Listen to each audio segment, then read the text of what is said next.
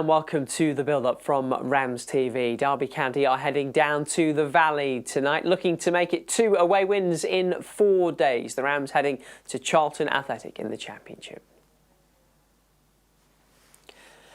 Both Derby and Charlton won at the weekend. The Rams 1-0 victory at Preston, enough to take them back into the top half, and they could climb as high as 7th this evening. The top 2 remains unchanged. Coventry and Middlesbrough have been leading the way for a while. Ipswich their closest competition. Charlton's win over 9-man Sheffield United on Saturday took them 5 points clear of the relegation zone. Only Blackburn and Portsmouth between Charlton and the bottom 3 though. Oxford now find themselves 5 points from safety. Derby, at least at the moment, not concerned with things at that end of the Championship table. But what a contrast to this time a year ago. Last January, the Rams were in the relegation zone. It's approaching the anniversary of John Eustace arriving at Pride Park Stadium. So we've been catching up with one of his trusted lieutenants, assistant boss Matt Gardiner. Yeah, it's crazy really that it's almost 12 months. It doesn't feel like that. It feels like 10 minutes. We're still going, still in that foundation phase. But I think with football, you're reviewing every day, training, post-match. But actually a reflection period of the whole period, you probably do that when you break in the summer. But I think for us, as we said at the start, it was all about standards, providing that clarity, which I think we've got into the training ground and into the games. And then now it's that evolvement, which I think we're getting through. So it's a big building stage, which we're still in. And then we go into those foundations are in, and then we move it forward from there. So I think when you ask me the question, what's the overriding thought is, it's been really good, we've had a good start, but there's lots more to do. I know you say it feels like 10 minutes in some respects. How long does it take to feel normal? Because you come through the door and you're here every day, and it very quickly feels as though you've been here forever. Yeah. A lot of people say that when they speak to me, to be fair. But no, I think what's really good, and I mean this very sincerely, that the people from day one, they wanted us to succeed and do well. And I think that really helps. So in terms of, that's why it's a bit strange really to talk about it, because it feels like we have been here a long time. So field settled straight away. And I think it was more that professional side of exactly what John needs and wants, the way we set up, the way we interact with the players on and off the pitch, and just get them in their kind of habits and their creatures of comfort. So we're trying to get them in a bit of a routine really to make sure we have the best chance of winning as many games as possible. What are the biggest changes around the building that someone would see if they walked in a year ago and then walked in today? Have you changed much physically? Well, I think it's a good question for you guys as well. You know, have you noticed much? Obviously, rhetorical question, but I think you can just see with the new players the way the gaffer makes people feel welcome, and obviously he's setting the culture. It comes down to us as coaches to make sure we're backing that up. But you can just see aesthetically all of the photos and the big words about the culture, and you can see it's around the training ground. So I'm not saying it wasn't bright before, but it's just nice. So that new player coming in straight away, they've got their picture on the wall with the players. So I think for me personally, it kind of brings it to life, because we spend a lot of time here, don't we? Do you know what I mean? So it's important that players feel comfortable and their families know they're comfortable when they're coming into work. So I think that's the biggest thing for me, and what really helps that, and I'm genuinely meaning it, is a lot of the staff are from Derby and are Derby fans. So we get instant feedback whether we're winning or losing. So we definitely know what we've got to do. And even like everyone wants us to win and do well. And I think that's the nice bit that I've found in the training ground. And John encourages that as well. He talks about the family, as, a lot, but it's not just a soundbite. It's generally put into practice, or genuinely put into practice, which hopefully you can see yourself. I know set pieces have been really important for this team, and I know everything is a group effort, but your name has been mentioned as being the brains behind it a few times. Is that fair? And what's the process when it comes to drawing things up? I'm not sure about the brains. I don't think that's fair, but I know what you mean. I think, it basically restarts. So the gaffer's very, very clear tactically how he wants to play, and all those bits, throw-ins, free kicks, corners, even kick-offs. Those are the bits that we kind of having a look at to make sure, as per opponent, what we're doing. In fairness, the set play culture is very strong here anyway, and we just bring in our kind of process. So when you come back to how we've evolved it over 12 months, I think there's bits and pieces we've had to change just with the personnel, how we want to play and how we want to do moving forward. And I'd like to think all the players feel prepared going into the game without giving them too much information, so they're comfortable within their roles in both boxes or whatever area the pitch the restarts are. So there's a lot of work goes in. It isn't just me, obviously. It's a collaborative effort. But yeah, obviously I'm probably delivering the majority of that. Just on the personnel side of that, I'm always fascinated to watch who is doing what job at set pieces, and obviously Carlton Morris was a big part of it early part of the season. How big of an adjustment was it losing him defensively as well? Because he was a big part of things in your penalty area. Yeah, without going too much into detail, obviously he's a leader on the pitch, leader off the pitch. We've got several of those, so you have to adjust, and this is what I'm saying about those adjustments with the personnel that you've got, because depending on who we've got in the team, that depends on how we set up really, and how we kind of look for our opportunities, how we're going to hurt people and obviously counter those threats. So I think it was just adjustments for players as well, 1 or 2 games, because once they're in a role and they're in a rhythm, they know that particular role. So it's quite specialised, some of the roles within the box.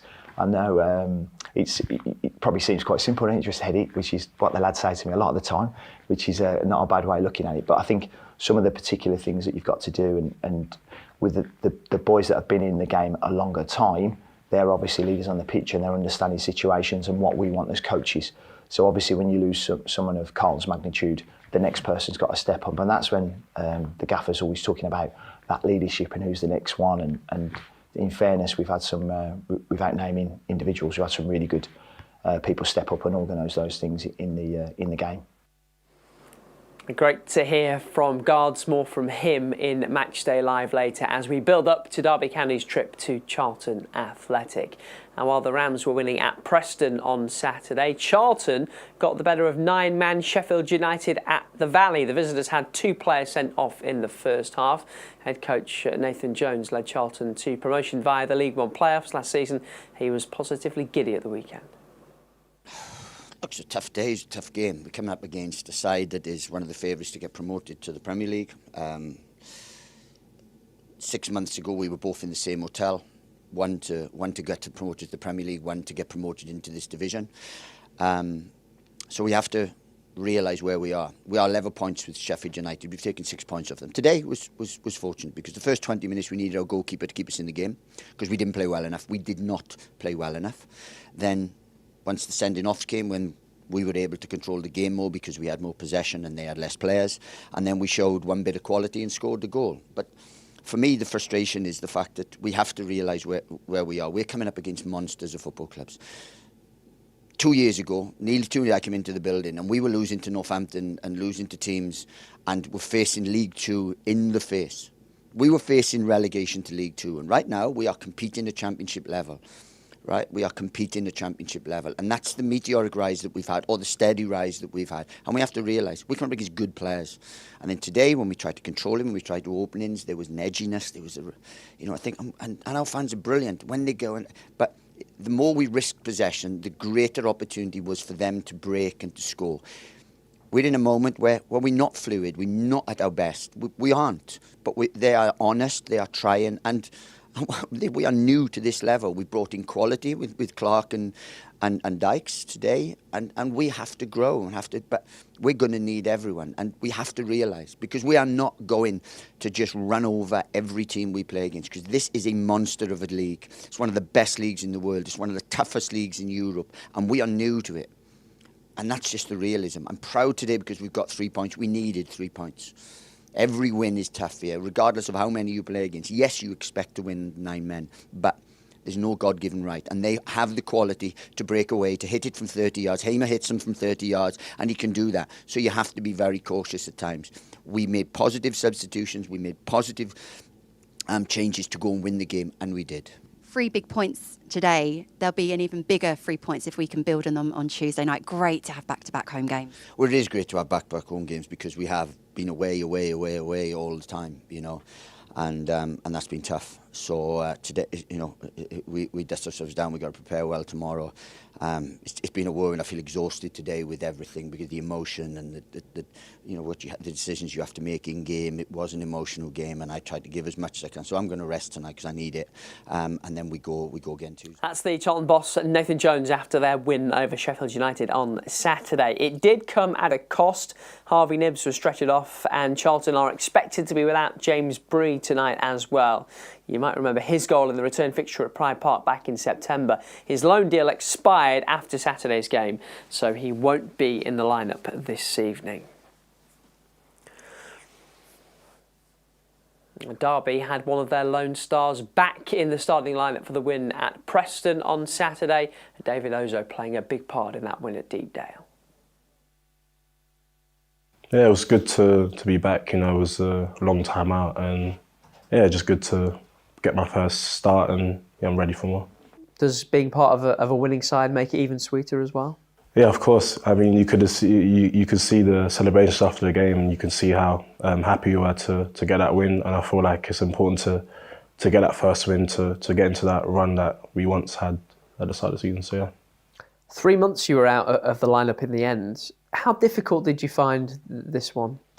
It wasn't too hard. I mean, I was back into training for 2.5 weeks before that, so I felt like I caught my fitness in that. And obviously coming on against Leeds as well, a very intense game, was good for me and yeah, good for my fitness. What's the moment like when you pick up the injury? Is there fear that you sort of don't know exactly what you've done? Because I remember you looked pretty upset at the time. Yeah, it's not a nice feeling. I mean, as you said, the fear of not knowing what's going to happen, and the wait till the scan on the Monday as well. So you've got the Sunday to think about it, and yeah, it's not a nice feeling. But I'm happy to be back, so that's most important. It felt like both last season and this season, just when you've got going, injuries sort of halted you in the tracks. How frustrating has that been? Yeah, it's frustrating, but it's part of the game. I'm trying to do everything I can to, cut that out of my game. I've invested a lot in my body now, and it's very important for me. I think for a big guy like me, I feel like I have to, invest in. Yeah, I've done that. So. Yeah.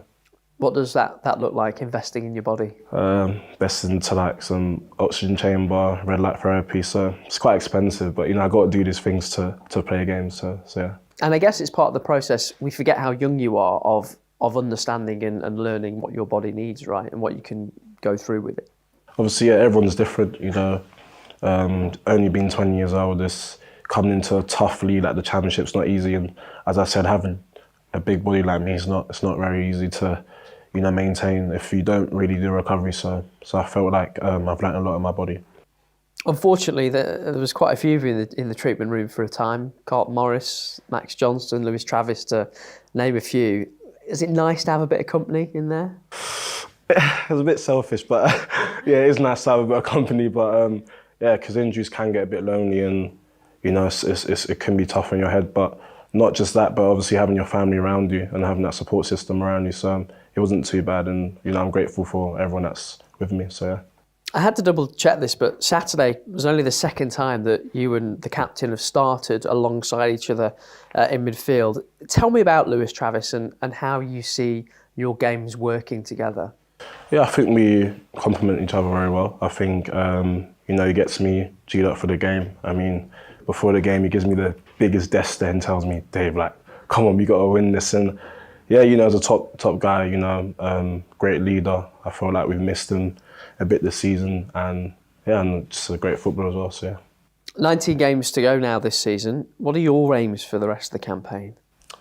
Finish the season fit, finish in the playoffs, and get as many points as we can. So yeah.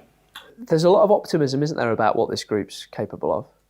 Yeah, there is. I mean, I've said it from the start of the season. I've said that the team's got a lot of quality. I mean, the gaffer done well bringing in all the players that he has, and I've mentioned that a lot of them have been in promotions, won titles, and we want to bring that winning feeling into this group. So I really feel that we can push on. And after the Preston game, we've shown what we can do, and hopefully we can do that for the rest of the season. And there he is, Derby midfielder David Ozoh. 9 games in the Championship tonight, including leaders Coventry hosting Millwall, who are 4th in the table. Ipswich will go 2nd if they beat Bristol City later, with Middlesbrough not playing till tomorrow night. Derby's opponents on Friday at Pride Park, West Brom, they host Norwich. Of course, tonight for the Rams, it's a trip to Charlton Athletic, and you can watch this one on RamsTV. We're available everywhere outside the UK, so go to dcfc.co.uk to get your Game Pass now. We'll see you for Matchday Live at 7:15. Goodbye.